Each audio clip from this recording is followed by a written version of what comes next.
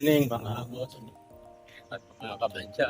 Ngayon ay araw ng Miyerkules, June 24, 2026. Uwi na tayo dahil gabi trabaho.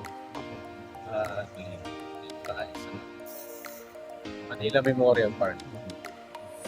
So, quarter to 7 na tayo nag-out sa trabaho. Pagod tayo ngayon, pero kaya naman. Tagal lang tayo, nakapakakot.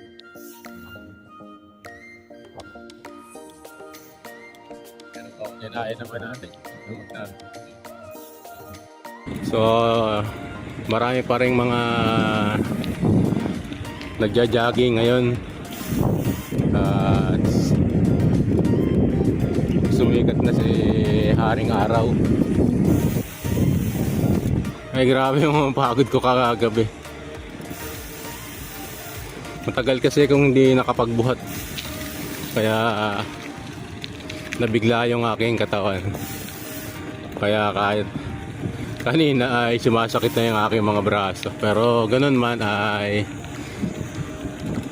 na-carry naman natin, mga kaibigan. Okay.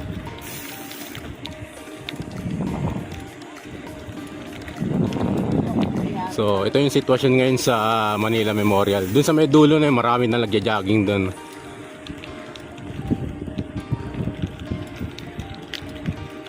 Alright. So, pag-uusapan natin mamaya ay may kaukulan doon sa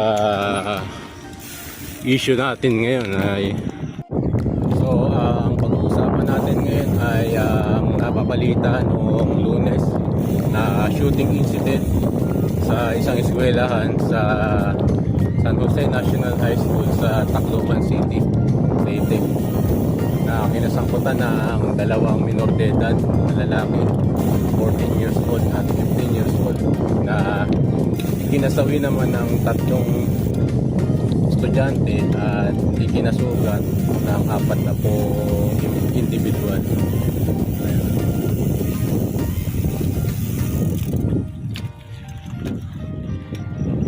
Pero dahil sa Juvenile Justice and Welfare Act law ay wala silang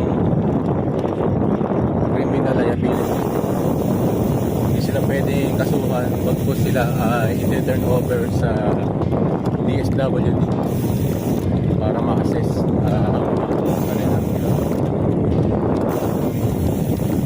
sa batas po kasi na iyon ay pagka ikaw ay edad 15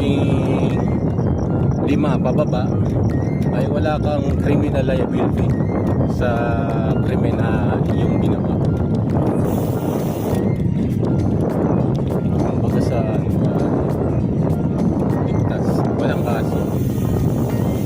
Turn over sa DSWD. Samantalang yung 15 years old hanggang 18 anyos ay isa sa ilalim sa discernment.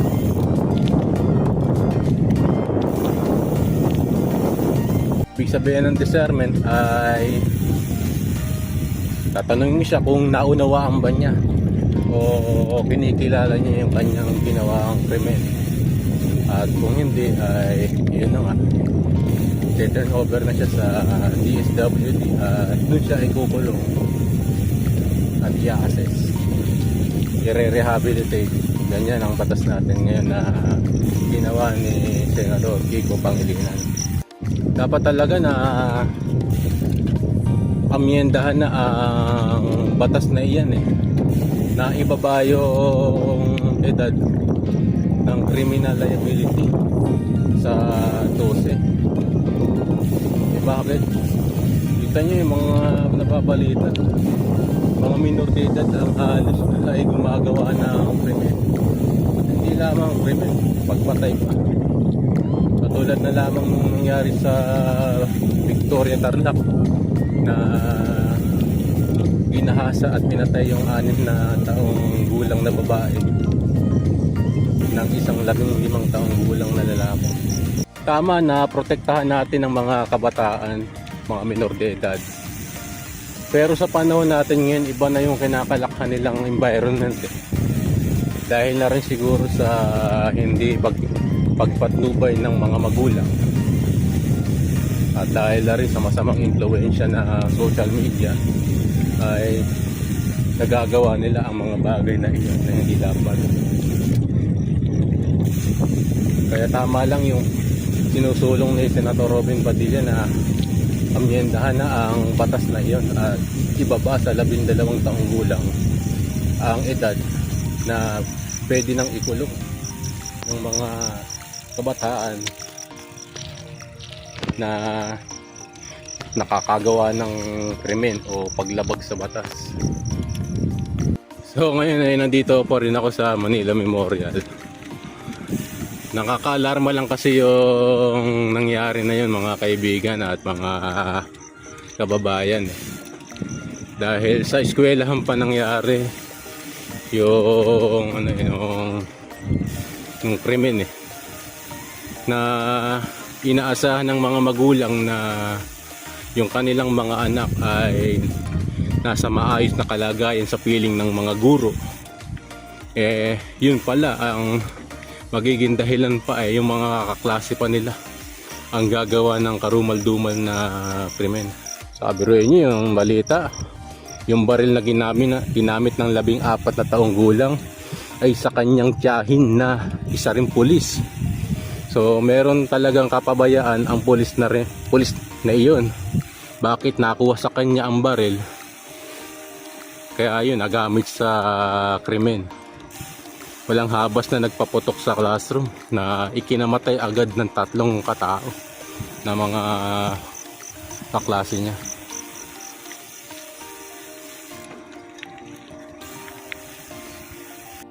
Mukhang uulan mga kaibigan.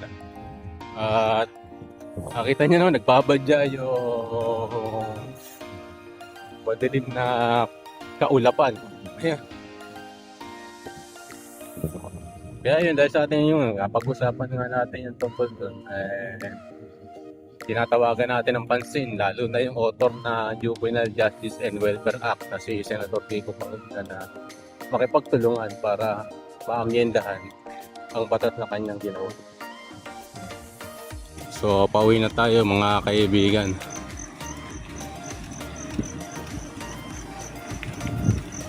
Ayun, nagbabadya yung ulan, sigurado to, uulan to. Madilim yung madilim yung kaulapan eh. At nararamdaman ko malamig ang simoy ng hangin. So yun nga. Sana sa mga senador na nagsusulong na amyendahan ang Juvenile Justice System, yung Welfare Act, ay gawin natin ng totohanan. Dahil iba na po ang panahon ngayon mga kaibigan at mga kababayan.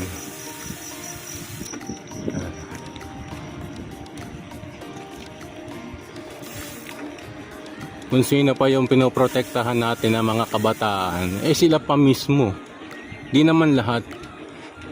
Sila pa mismo ang gumagawa ng masama, krimen. At hindi lang krimen, heinous crime pa. Nagagawang pumatay at mang-api ng kapwa. Ang ganda.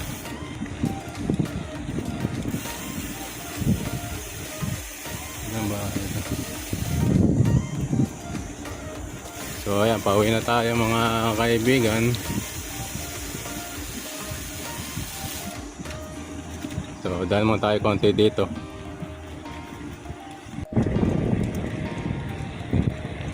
So yun lang ang topic natin ngayon. At nabahala lang kasi ako kung saan nangyayari sa ating lipunan, lalo na sa ating mga kabataan ngayon, minor de edad, na napakalakas na loob na gumawa ng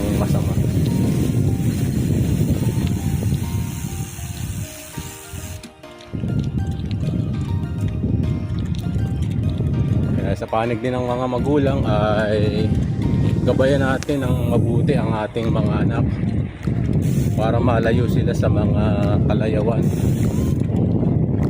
Protektahan natin sila sa maling paggamit ng social media, maging yung mga laro na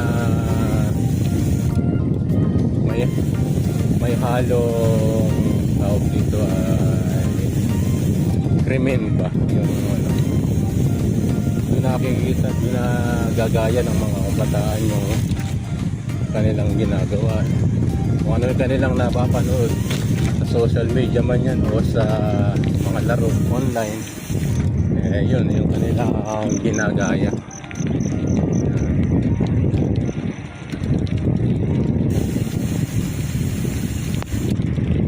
So isang ikot lang tayo ulit mga kaibigan at pauwi na tayo. So ayan, nating sayangin ang pagkakataon na to. Bagamat maulap ang kalangitan, pero yung aring araw ay nakatirik, sikat na sikat. Ayan.